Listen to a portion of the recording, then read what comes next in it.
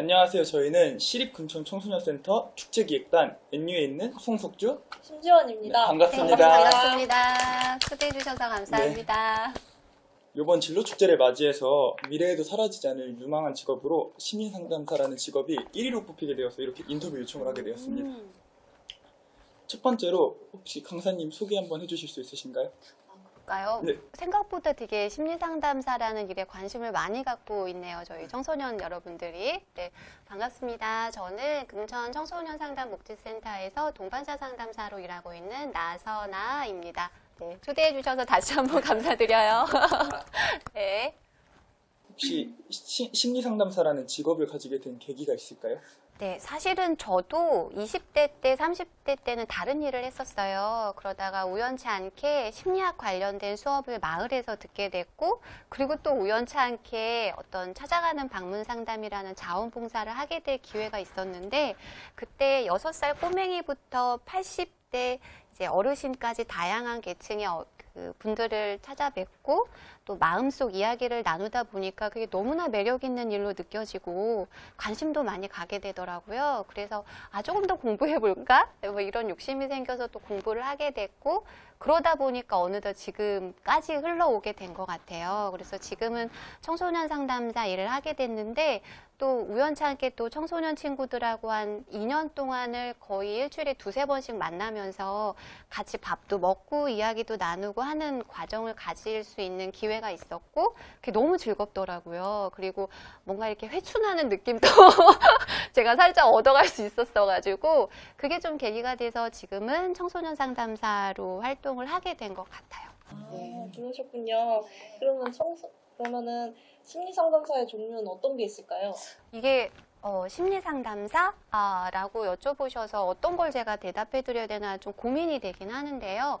먼저 좀 큰 틀에서 심리학이라는 거를 공부를 하다 보면 크게 지금 알고 계시는 상담심리사가 있고요. 또 임상심리사라는 게 있고 또 이제 언어치료사라는 게 있고 심리상담사라는 거는 언어를 매개로 상담을 주로 하게 되지만 뭐 미술이라든지 음악이라든지 뭐 이런 매체를 활용하는 매체 또 치료하시는 매체 치유사 분들도 계시고 발달심리사 뭐 굉장히 되게 다양해요. 근데 그 중에서 상담심리사라는 거는 이제 주로 아까도 말씀드렸지만 언어를 좀 매개로 해서 마음에 이제 관한 이야기들을 풀어나가게 되고 그 중에서도 뭐 기업 상담사도 있고 지금 저처럼 청소년 상담사도 있고 뭐 코칭 심리사도 있고 좀 분야가 굉장히 다양합니다. 네.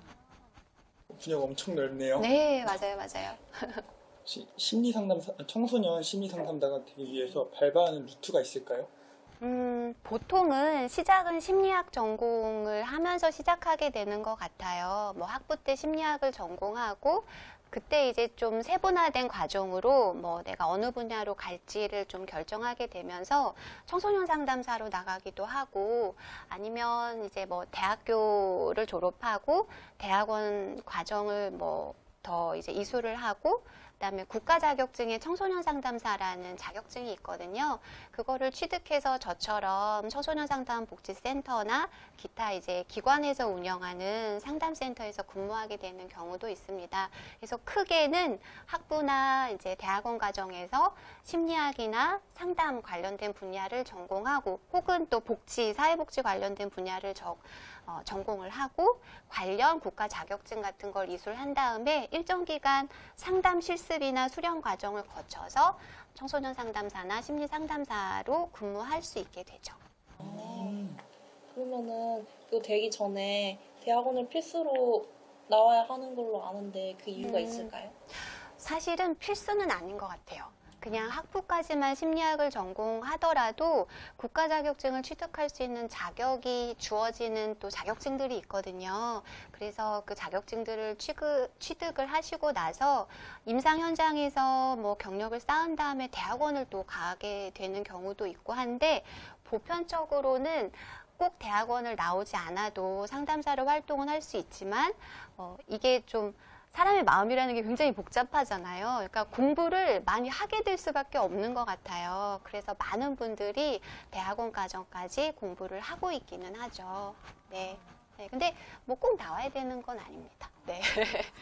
다른 대학원도 마찬가지지만 심리상담 관련 대학원도 졸업하기 힘든지가 궁금합니다. 어떨 것 같으세요? 힘들 것 같아요. 어, 맞아요, 맞아요. 다른 대학원들도 다 마찬가지일 거는 같고요. 근데 하나 좀 덧붙여서 설명드린다면 저희가 의사가 되기 위해서 보통 몇 년 정도 걸리는 걸로 알고 계세요? 몸을 치유하는 의사의 경우? 10년 정도? 그죠. 네.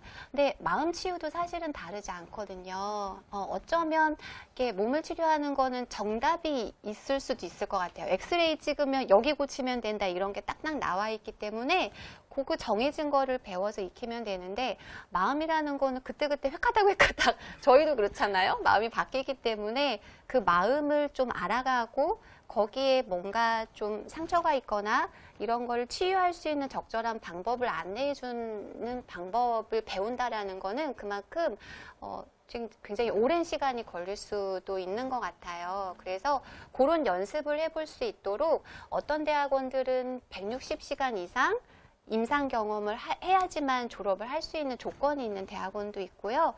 아무래도 사람의 마음을 치유해야 되다 보니까 실제로 그런 경험을 해보는 것, 그런 경험을 하는 과정을 이미 그런 사람들을 많이 치유해본 슈퍼바이저라는 분들한테 수련 감독을 갖고 실제 현장에 나갈 수 있도록 좀 필수는 아니지만 그렇게 권유하고 있는 대학원들도 좀 있어서 좀 녹록치는 않죠. 졸업하는데. 네. 그러면은 심리상담사의 종류도 여러 가지인데 그중 청소년 심리상담사는 대학원 졸업 후에 어디로 취업을 하게 되나요? 네, 보통은 저처럼 이제 각 구마다 또 혹은 뭐 시나 지역마다 있는 청소년 상담 복지 센터에 주로 좀 취업을 해서 많이 근무를 하고 있고요. 뿐만 아니라 대학교에서도 학생 상담 센터가 있잖아요. 그래서 대학교 혹은 대학원의 학생 상담 센터에서 근무하시는 분들도 계시고 아니면 초등학교, 중학교, 고등학교 위클래스 상담실 이용해 혹시 보셨나요? 네. 네, 그쪽으로 취업하시는 분들도 계십니다. 네. 대부분의 심리상담사님들은 여자분들이 많이 배치되어 있는데 학교에도 여자분들이 많을까요? 이게 안타까운 현실입니다. 네, 저도 남자 학우분들하고도 공부를 많이 하고 싶었는데 제가 다녔던 대학원에도 좀 월등하게 여성분들이 조금 많았던 것 같아요. 그래서 왜 심리상담사는 유독 여자분들이 조금 더 많은가? 근데 물론 그렇다고 남자분이 전혀 없는 것도 아니고 남자분들도 뭐 충분히 훌륭한 기량을 가지고 뭐 유명하신 분들 아시는 분들도 남자 선생님들 많이 계시긴 하거든요. 근데 여자분들이 많은 이유를 뭐 그중에 한 가지를 좀 생각해 본다면 뭘까 좀 돌이켜 본다면 심리 상담이라는 거는 약간 케어의 부분이 들어가는 것 같아요. 그러니까 돌봄이라는 거는 뭔가 이제 아이를 양육하듯이 거기에 어떤 모성적인 뭔가 그런 거를 저희가 심리학적인 용어로는 마더링이라고 하거든요. 그런 부분이 들어가다 보니까 아무래도 뭐 관계를 맺는 거에 여성들이 조금 더 관심이 많다는 거 누구나 다 그런 건 아닌데 물론 남성분들도 여성분들만큼 관계에 관심이 많이 있으시고 공감 능력이 발달하시고 뭔가 민감성을 충분히 갖고 있는 분들도 계시지만 그런 것들이 조금 더 관심이 많고 또 그런 게 익숙하다고 느끼시는 여성분들이 많다 보니까 아무래도 현장이나 또 대학원이나 이런 데에 심리학 전공하시는 분들이 여성분들의 비율이 조금 더 많은 것 같습니다. 남성분들이 좀 많아지길 기대합니다. 그래서 네. 그러면 청소년 심리상담사로서 가장 기억에 남는 일이 어떤 거였나요? 사실은 다 기억에 남는 것 같아요. 그러니까 상담을 하면서 뭐 저를 만난 친구들이 저를 통해서 도움을 받기도 하지만 사실은 상담을 하게 되면 상담사 또한 만나게 되는 친구들한테 정말 많은 걸 배워가거든요. 그래서 모든 친구들이 다 인상에 남기는 한데요. 조금 많이 힘들었던 친구가 있었어요. 이렇게 뭐 자살 시도도 하고 가정 내에서도 굉장히 외로웠던 친구가 있는데 그래서 저를 만나는 것에도 좀 굉장히 거부적이었었는데 초기에는 근데 저도 이제 그 친구한테 계속 마음이 가고 그래서 포기하지 않고 좀 기다려주고 그래서 결국은 관계가 좀 잘 형성이 돼서 그 친구가 자기가 원하는 일을 찾아가는 모습을 좀 볼 수 있었던 친구가 있어요.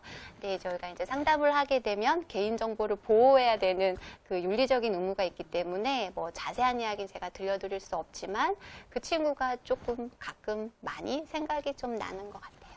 네. 그 요즘 예능 보면은 오은영 박사님이 많이 나오시잖아요. 맞아요. 그분도 심리 상담사라고 하는 게 맞을까요? 제가 그분을 직접 뵌 적은 없지만 제가 알기로 의학을 전공하신 전문의라고 들었습니다. 그래서 예, 오은영 박사님은 심리상담사라기보다는 정신의학을 전공한 이제 의학도라고 보시는 게 더 맞을 것 같아요. 네. 마지막으로 현장에서 근무하시고 계신 입장으로서 심리 상담사를 꿈꾸고 있는 청소년들에게 한마디 해주실 수 있으신가요? 심리 상담사에 관심이 많다 그래서 일단 너무 반가웠고요. 그래서 저는 호기심을 가지고 있는 친구분들이라면 좀 도전해 보셨으면 좋겠다는 마음도 드는 게 심리라는 거는 어떻게 보면은 저희가 살아가는데 자기 자신에 대해서 알 수 있는 그런 걸 가르쳐주는 학문이기도 하고 내가 만족하면서 나답게 살아가게 만들어가게 도와줄 수 있는 분야이기 때문에 아주 좋은 직업이라고도 생각을 합니다. 그래서 좀 도전해 보셨으면 좋겠고 그러기 위해서 여러분들이 심리상담사라는 만약에 꿈을 가지고 계시다면 좀 사람들을 많이 만나보고 많이 즐기고 많은 경험을 해보시길 좀 권유해 드리고 싶어요. 그 경험 중에는 성공 경험뿐만 아니라 많은 실패 경험도 가져보실 수 있었으면 좋겠어요. 많이 좀 실패해보고 또 뭐 다툼도 좀 경험해보고 갈등도 경험해보고 하시면 굉장히 훌륭한 심리 상담사 그리고 또 청소년 상담사가 되는 자질을 키우실 수 있을 거라 생각이 됩니다. 네. 도움이 되셨을까요? 네. 정말 감사드립니다.